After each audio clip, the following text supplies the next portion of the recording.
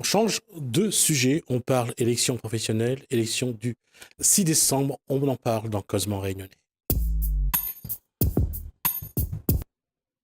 Et pour en parler, on va en parler avec Madame, Marie-Étiennette. Monsieur, Fabrice Maillot. Maximin Savary, que Bonjour. vous connaissez déjà, et Fabrice Técher également, donc tous de Bonjour. la CGTR. J'allais dire, combien vous avez d'enfants, vous avez à nourrir, vous, chaque jour? Nous, à Saint-André, c'est 9200 enfants. Mhm. Et on avec un personnel de 50 personnes environ. Et Madame? Chez moi, c'est une école publique avec 380 enfants, primaires et maternelles. Et nous sommes à 8 personnels. Alors, aujourd'hui, l'externalisation, c'est quelque chose qui vous arrange ou pas? Sincèrement, J'allais dire, cuire pour 9200 enfants, est-ce que c'est une bonne chose par rapport à Madame? Est-ce que la qualité de la nourriture en il y a un perd ou gros travail qui a gagne? été fait en amont pour avoir une qualité irréprochable. Nous travaillons avec des nutritionnistes. Nous avons élaboré des menus vraiment équilibrés avec des produits locaux et aussi des produits de qualité. Nous essayons de faire en sorte que ça ne se remarque pas si c'est en collectivité, si c'est vraiment une grosse masse ou si c'est vraiment produire pour une centaine ou 200 couverts. Dans combien de collèges, combien de Nous lycées avons chez vous? 31 écoles primaires Primaire. et aussi 7 garderies, jardins d'enfants, plus le restaurant du personnel. C'est Une tout, quarantaine. c'est tout le Tout le secteur de Saint-André. Saint-André. Ouais. La question, c'est comment aujourd'hui sont décidés les lots, comment se font l'approvisionnement? Est-ce qu'il y a une démarche de votre part à vous ou des élus vers les produits locaux? Ben, nous, justement, à Saint-André, nous tablons sur les produits locaux, les produits de saison. Ça dépend pour les desserts, même pour au niveau de la viande, c'est de la viande locale.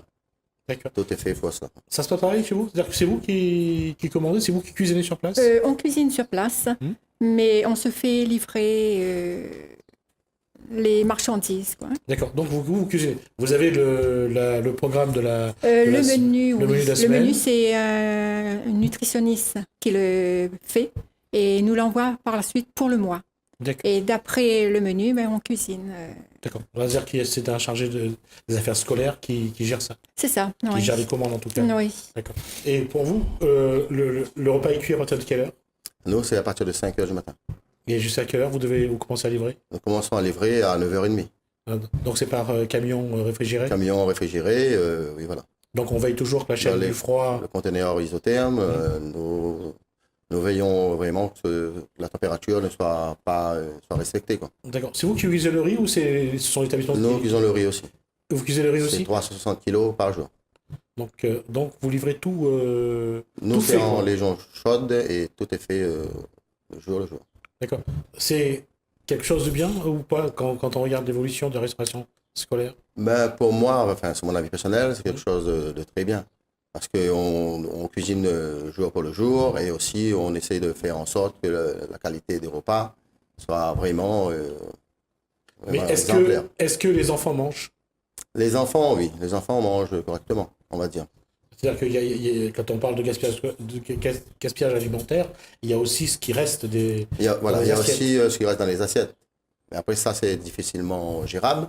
On a fait déjà un gros travail au niveau de Saint-André sur le gaspillage alimentaire. On a fait des formations pour cela aussi. On a formé aussi le personnel au niveau des différentes structures pour le grammage et tout. D'accord. On a réussi à diminuer la production d'environ 30%. D'accord. En Donc ça, c'est quand même respectant- une grande quantité. Hein. Ah, Quand c'est on une voit très grande quantité. qu'un tiers est jeté à la poubelle, c'est beaucoup. Ah, c'est beaucoup, mais on a réussi à diminuer ça, justement. Comment vous gérez, vous, le gaspillage alimentaire dans les cantines scolaires? Ben voilà, au début, ben, c'était difficile parce qu'on ne connaissait pas les enfants.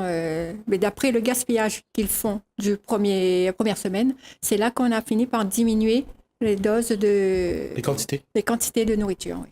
D'accord. Alors, comment vous travaillez? Vous travaillez depuis, donc, quand je veux dire, quand les aliments arrivent, donc vous faites la cuisine, quoi.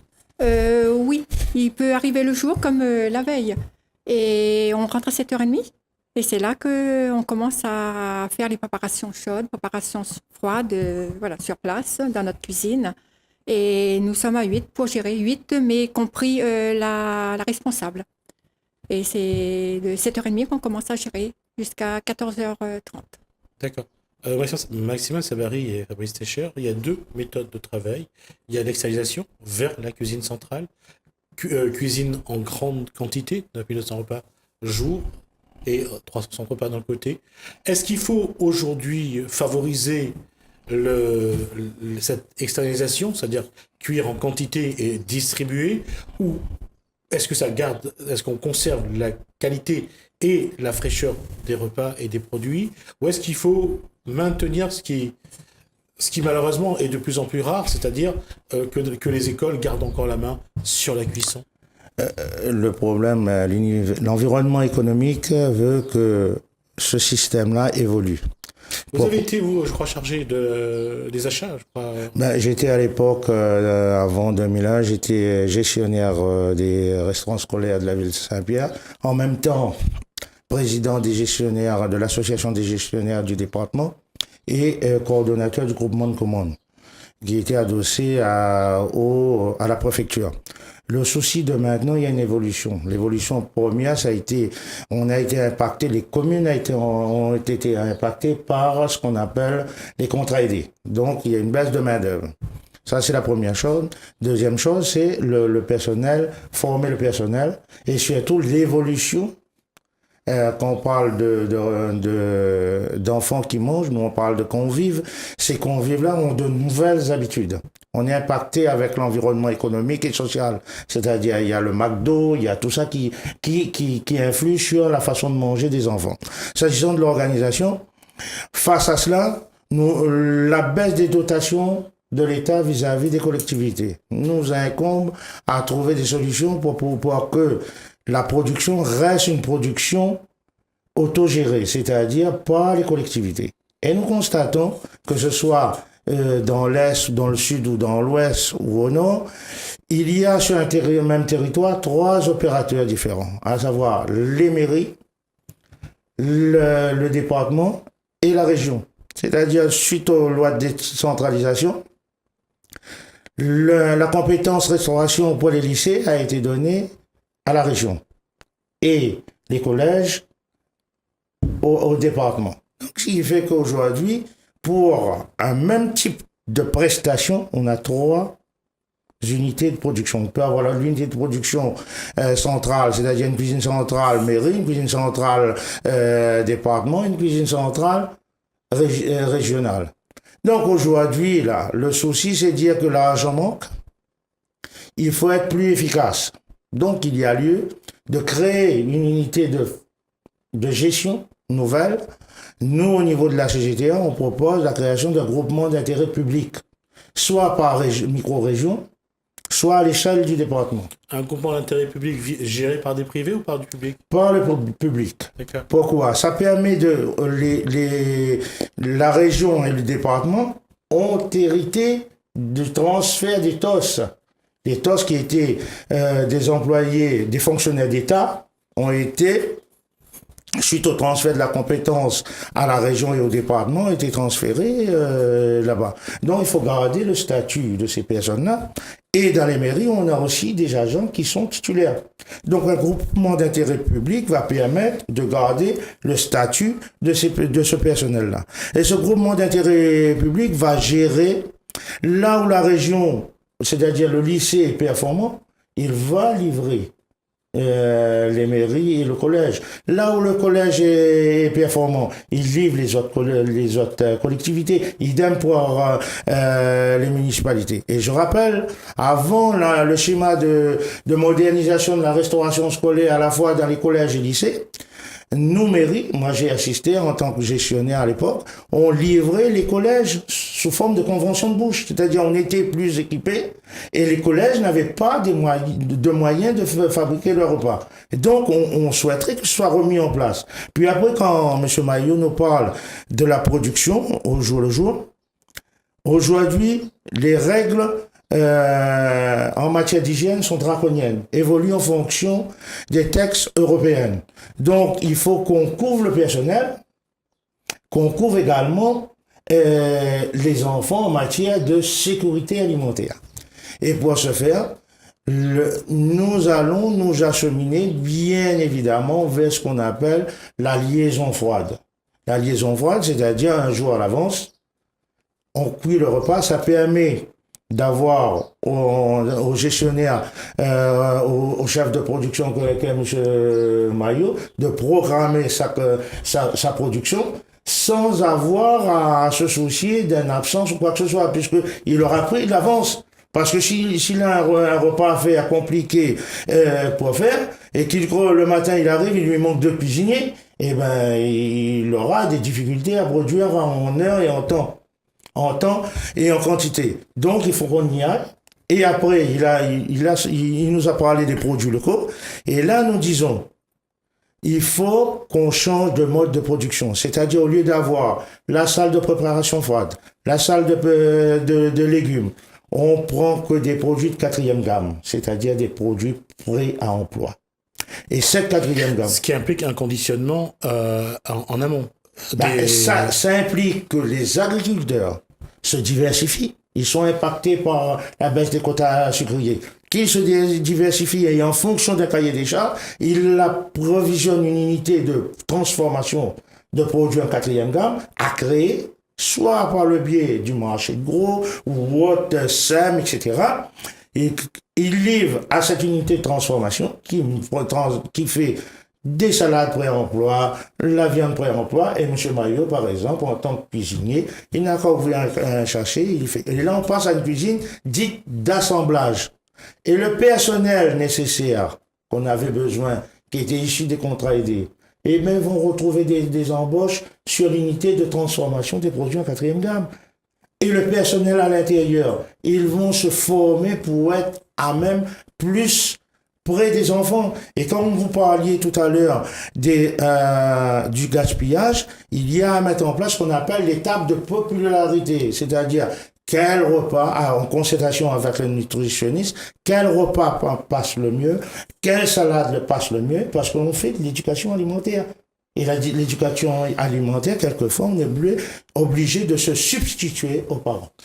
La formation, alors justement, on parle de cette évolution de la restauration scolaire. Oui, c'est cher. La formation, aujourd'hui, c'est un élément. Est-ce que ceux qui travaillent à la restauration ont la formation nécessaire, ou comme c'était il y a 40 ans, on met quelqu'un là, parce que au départ, toutes les femmes à La Réunion savaient cuisiner. Dans certaines collectivités, les cuisiniers qui ont été formés la plupart par le Centaure, par des contrats pro, qui ensuite ont été pérennisés. Mais maintenant, il y a une catégorie de personnes qui vont partir à la retraite. Il faut les remplacer. Et dans notre projet avec Maxima, on préconise de reprendre des gens en alternance, des jeunes, de les former non seulement à la cuisine, à la restauration, mais aussi à la fonction publique, de façon qu'au bout de 3 ans, quand ils ont le diplôme, ils peuvent intégrer la FPT. Il y a une question, et je vous pose à vous quatre la question, on le voit, on donne de plus en plus à des prestataires privés la fabrication des repas scolaires. Est-ce que pour vous, c'est une bonne chose? Et est-ce que les prestataires ont les mêmes exigences que vous dans la restauration scolaire? Ou alors, qu'est-ce qu'il faudrait proposer pour trouver à la rigueur un mix des deux? Qu'est-ce que vous proposez? À mon avis, il ne peut pas y avoir un mix. Aujourd'hui, pour avoir une production de qualité, il faut que ça reste autogéré, c'est-à-dire pas produit par le service public. Pourquoi? Parce que le service public, il n'est pas là à faire du chiffre, il n'est pas là à faire de l'argent. Cette question, Maxime Savary, est à double tranchant. C'est-à-dire qu'on sait très bien que la DGF ne cesse de baisser, vous l'avez dit tout à l'heure, donc la dotation globale de fonctionnement de l'État vers les collectivités. On sait qu'il y a de moins en moins d'argent. On sait que les contrats aidés, c'est un dispositif qui est en train de disparaître. Comment, alors à ce moment-là, trouver les moyens pour que la fonction publique territoriale et surtout les collectivités gardent la main sur la restauration scolaire? Je vous disais tout à l'heure, le groupement d'intérêt public, c'est l'union fait la force. Donc, on va mettre ensemble les moyens de la région et du département et des mairies pour pouvoir avoir une force de frappe pour pouvoir acheter. Et en se regroupant, on fera une centrale d'achat qui nous donne encore plus de force en faisant baisser les prix. Et à côté de cela, on a bien vu dans l'Est une externalisation, comment ça s'est passé, avec une grève qui a duré longtemps et la qualité de la production. Là, on voit, on a devant Oui, nous- mais il y a aussi, et je vous demandais à madame, je veux dire, vous le savez bien, vous êtes à la cantine, donc vous êtes à la réception scolaire, on critique. Il y a ceux qui, et c'est très politisé parfois aussi, pour des raisons très politiques, donc on vous critique, on critique la façon de faire les repas, on dit si les enfants ne mangent pas, c'est que c'est pas assez bon, si jamais il manque un dessert, on dit que ce sont les cantinières qui finalement prend plus pour elles que pour... Je veux dire que ça aussi c'est quelque chose, c'est une image qu'il faut changer, je crois. Oui, de ce côté-là, c'est vrai, hein, parce que dans la cantine, c'est mal vu. Surtout, des fois, l'enfant eux-mêmes, ils veulent pas, ils n'ont pas envie de manger. Mais ils vont dire, les parents, que c'était pas bon. Ou ils n'ont pas eu assez, ou... Mais non, chez nous, il y a toujours suffisamment pour tous les enfants.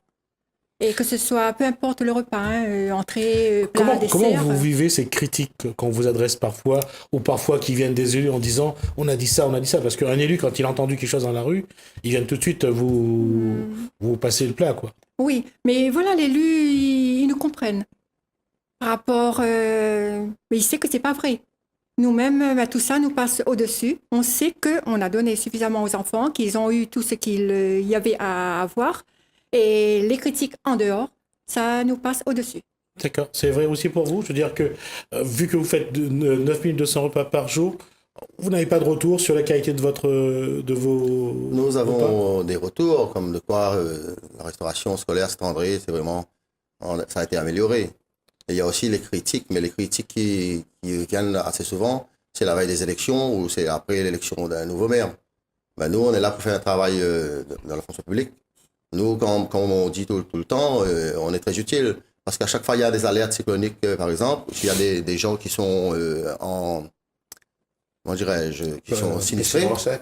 Ben, nous sommes les premiers. Nous ne sommes pas chez nous. Nous sommes directement à la centrale pour cuisiner pour les personnes qui sont sinistrées. Donc, grosso modo, c'est quelque chose que nous... Vous êtes vraiment un service public. voilà, on est un service public, on est les premiers de front quand il y a des aléas, quoi.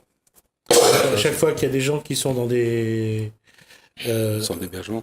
Les Pardon. centres d'hébergement, comme Les dernièrement centres pour d'hébergement, effectivement. le cyclone Fakir. Fakir, ouais. Ben, on était directement, on a cuisiné pour les gens qui étaient sinistrés. Quelque part, ça ouvrir une parenthèse, il y a un manque de reconnaissance de ce que vous faites. Vous sentez un manque de reconnaissance? Ah oui, Largement. c'est vrai. Largement. Ouais. Ouais. Largement, parce que ce ne se marque pas. Juste avant Maxime il- Savary, je vais quand même... Pourquoi c'est vraiment un manque de reconnaissance? Ben, on fait notre possible. Tout ce qu'il faut faire pour rendre heureux les marmailles qui nous entourent. Mais voilà, ça reste là. C'est les et- parents qui sont les plus critiques ou c'est les enfants? Ben, ça commence par les enfants, voilà, qui viennent dans les oreilles des parents, qui viennent nous voir par la suite, qui va vers la élus. politique, voilà. D'accord. On y arrive vers la politique, mais voilà. Mais personne ne vient venir nous voir pour nous demander des explications, pourquoi certaines choses, et comme ça, est-ce que c'est vrai, est-ce que c'est pas vrai? Non. D'accord. Pour vous, les critiques viennent comment? Par les élus? Pour moi, c'est beaucoup d'instrumentalisation. D'accord. Les enfants, c'est plutôt les parents. Les parents qui, bon, c'est vrai que le chômage, il y a un taux de chômage énorme à La Réunion, ils aimeraient bien travailler aussi. Ben, on critique pour critiquer, quoi. D'accord. Même s'il n'y a pas lieu d'être. C'est juste pour dire que voilà, c'est de mauvaise qualité, le personnel n'est pas formé. Nous, à la cuisine centrale de Saint-André, on est à environ 100% de personnel cuisine qui sont diplômés. Ça a été fait pour que, voilà, une équipe vraiment diplômée. D'accord. Je reviens vers Maxime Savary. Là, et on va reprendre là-dessus, sur l'aspect politique, et ça, l'année prochaine, on va sans doute le revoir, parce qu'on entre en 2019, ça sera l'année préélectorale précédant donc 2020, les élections municipales. Comment faire en sorte que les employés communaux et les fonctionnaires publics territoriaux ne soient pas toujours à la merci de je dirais, de la politique finalement? L'une des choses que vient de dire M. Maillot est simple, hein. C'est parce qu'il y a un fort taux de chômage. Et là, certains, en critiquant le personnel communal, va dire, peut-être j'aurai la place de cette personne-là. Sauf qu'aujourd'hui, les choses évoluent. Et c'est pour ça qu'on a proposé, nous, une formation à tout le personnel et remplaçons le personnel par des jeunes issus du Centre ou de la Chambre des métiers. Ils seront diplômés, ils pourront prendre la place des autres. S'agissant des élections qui arrivent, le débat est tout à fait nouveau parce que nous sommes à la croisée des chemins actuellement. Il y a une époque qui se termine et une nouvelle époque qui s'ouvre.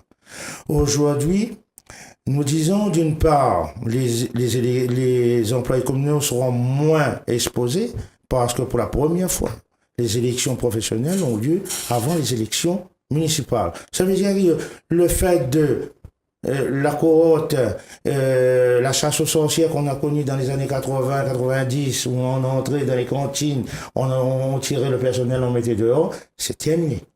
Aujourd'hui, il y a les textes qui protègent, et là, lors du 6 décembre, les élections du 6 décembre, il y a une disposition de la loi d'avril 2016 qui met en place les CCP, commissions consultatives paritaires. Ces commissions consultatives paritaires vont veiller au respect des textes en matière de gestion du personnel. On peut plus, maintenant, les politiques ne pourront plus faire ce qu'ils veulent avec le personnel communal. C'est fini, là. Maintenant, nous sommes des partenaires. Pour qu'un maire puisse garder son poste s'il le souhaite, il faut qu'il y ait le dialogue social. Et sur les éléments qu'on soulève, formation, mise en place des contrats, mise en place du GIP, c'est une porte ouverte pour garantir la pérennisation d'un service public de qualité. Parce que ils ont soulevé le problème du plan ORSEC. Il n'y a pas que, il y a aussi ceux des services techniques. Parce que quand le cyclone, l'alerte rouge est levée, qui sont les premiers à sortir? C'est les tractopelles municipaux qui vont sortir pour déblayer les routes. Et aujourd'hui, quand on nous dit au niveau de l'État on n'a pas besoin d'être titulaire ou fonctionnaire pour se servir d'une tronçonneuse ou d'un débroussaillage, mais on est très content quand les services municipaux interviennent. On a vu sur les chaînes nationales l'intervention des services municipaux pour déblayer les routes suite aux forts orages. Donc aujourd'hui, il y a même un sondage qui est sorti au niveau national. La population est contente de ce service public. Maintenant, il faut reconnaître à juste titre la place de l'ensemble des employés communaux dans la vie de la cité. Nous sommes incontournables. Comment a évolué le statut? Comment ça a évolué pour vous? Combien de temps que vous travaillez à la... Ça fait 30 ans. Comment ça a évolué depuis 30 ans pour vous? Est-ce que vous pensez que vous êtes reconnu, qu'il y a une vraie reconnaissance de ce que vous faites? La vraie reconnaissance, non. C'est sur le bulletin de salaire que ça se voit ou pas? Aussi? Ouais, tout doucement. Vous avez répondu, j'ai entendu. Allez-y. Ouais, non, mais voilà, la reconnaissance, ça vient, mais tout doucement. Je pense que je ne sais pas, là, Est-ce que vous pensez que vous êtes payé au niveau de la valeur du travail que vous faites? Je ne sais pas parce que je suis à Saint-Denis. Alors, je ne sais pas dans les autres villes comment ils travaillent et comment ils sont payés pour pouvoir répondre à cette question. Et pour moi, je trouve que c'est pas... Votre statut actuellement dans votre travail, c'est quoi? Titulaire ou... Non titulaire. Non titulaire? Non titulaire. Et je ne serai au bout pas. De 30 ans? On nous a fait comprendre, quoi, au bout de 30 ans. D'accord. Et vous pensez que vous sortirez de là sans être titularisé? Tout à fait. D'accord. Ouais. Pour vous? Moi, Puisque vous avez dit que tout le monde est diplômé? Je suis contractuel. Également? Mais ça fait 4 ans. Mais moi, j'ai été beaucoup dans le privé. Donc, ça fait 4 ans que je suis à la cuisine centrale. Et je suis contractuel. D'accord. Quel serait le bon statut pour un employé communal, selon vous? Une titularisation. Tout à fait, oui, c'est bien ça. C'est vraiment mon statut. D'accord. Et quand on regarde le nombre de personnes qu'il y a qui attendent cette titularisation, vous avez des espoirs, vous n'avez pas d'espoir? De notre côté, j'ai pas d'espoir. Parce que moi, j'ai pas le diplôme pour être à cette place-là. J'ai travaillé, on m'a formé dans le milieu. Mais ils vont, d'après ce qu'ils nous ont dit, ils vont titulariser ceux qui sont diplômés. Peu importe 3, 4 ou 5 ans, eux, ils seront... Vous avez jamais demandé une formation? Si, on le fait, mais c'est pas, on le fait tous les ans, mais c'est pas reconnu. C'est reconnu par rapport à notre papier qu'on gagne, d'après ce qu'on fait pour notre milieu de travail, mais non pour... Je vais poser la question à Fabrice. Oui, la question c'est, il n'y a pas de VAE, de fonction publique territoriale, La VAE, c'est la validation qui des permet acquis, d'avoir de l'expérience. un diplôme. Alors que nous, dans nos propositions, on a le RAEP, la reconnaissance des acquis de l'expérience professionnelle. C'est-à-dire que madame, même sans diplôme, peut passer un concours, il n'y a plus d'écrit, c'est préparer un dossier, elle passe l'oral, et si c'est bon, elle est titulaire. C'est ce que nous, on propose aux municipalités. Mais est-ce que ça se fait aujourd'hui dans Ça la se fonction fait- publique ça se territoriale fait- ou ça se fait à la tête, à la carte ou... Ça se fait, disons, un peu à la tête, parce qu'actuellement, à La Réunion, ça se fait uniquement au niveau des administrateurs et des ingénieurs-chefs. Alors que nous, on réclame ça depuis 2007 et surtout 2014. Pour que tout le monde puisse être titularisé, mais après concours. D'accord. Juste avant. Je voudrais juste rajouter un truc oui. sur le sondage dont parlait Maximin. Ouais. Il y a plus de 80% de la population, c'est un sondage qui a été demandé par l'État, le sondage Ipsos, et plus de 80% des personnes interrogées disaient que la fonction publique est importante et que les gens, les mêmes 80%, étaient inquiets pour l'avenir de la fonction publique. D'accord. Juste là-dessus, cette question-là, quelles sont les opportunités pour demain que vous puissiez devenir titulaire dans votre travail? Ben, la reconnaissance de mon travail déjà, mes D'accord. compétences, Ouais. et aussi l'évolution de la restauration scolaire à Saint-André aussi. D'accord. Il y a beaucoup de paramètres aussi. Elles sont plus politiques qu'autre chose? Après, Est-ce je que ne dirais c'est pas plus autre chose politique, mais c'est aussi, bon, voilà, Il faut prendre en compte, en tout cas, le contexte politique. il faut prendre en compte ça aussi. C'est sûr.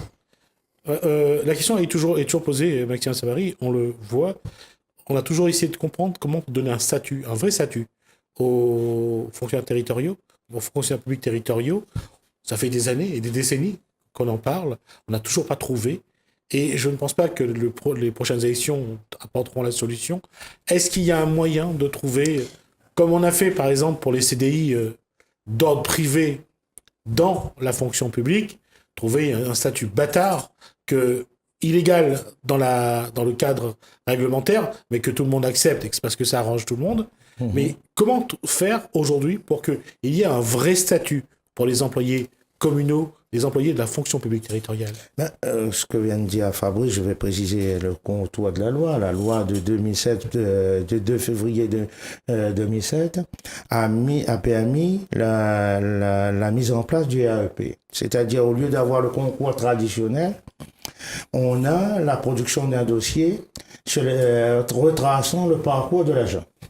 Et si l'agent arrive à répondre aux questions concernant un concours à laquelle il a postulé, par exemple technicien ou autre rédacteur, eh bien, il est inscrit sur la liste d'aptitude et il est titularisé.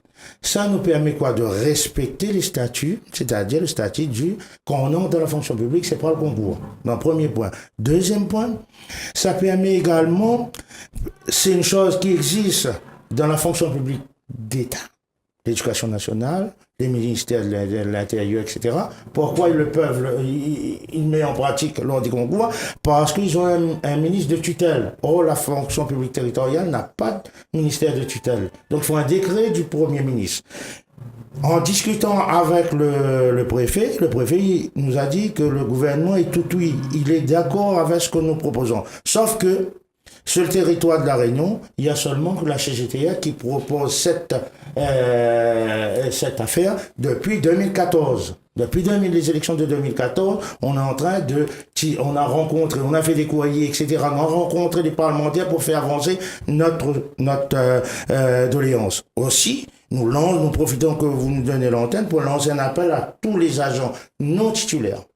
Lors de ces prochaines élections du 6 décembre, il faut impérativement nous donner un mandat massif pour qu'on puisse régler enfin avec dans la forme le problème des non-titulaires. Ce n'est pas une titularisation à la tête qu'on veut. On veut une titularisation avec les compétences, qu'on reconnaît les compétences de ces agents qui, depuis plus de 30 ans, font un travail remarquable. Et quand madame dit elle est là depuis 30 ans, elle n'a jamais eu d'accident alimentaire dans son restaurant. Ça veut dire aujourd'hui, il est temps que nous, on reconnaît les employés communaux dans leur travail.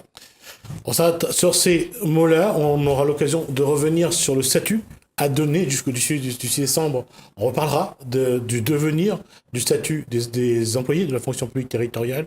C'est un vaste débat, ça fait des décennies que ça dure, et on sait que ça ne sera pas demain qu'on aura une réponse. Mais en tout cas, pour l'instant, le débat est ouvert. Juste une précision, le 6 décembre, votez et faites voter CGTR pour les élections professionnelles. Ça, c'est pour la campagne électorale. Mais moi, je voulais revenir là-dessus en disant que la question, c'est de savoir aujourd'hui, est-ce qu'il existe un moyen de donner aux employés communaux, aux employés de la fonction publique territoriale, un statut qui reconnaît d'une part leur travail, mais aussi reconnaît quelque chose qu'on leur doit depuis maintenant des décennies, c'est que sans eux, le service public n'aurait sans doute pas la même valeur. Merci à vous.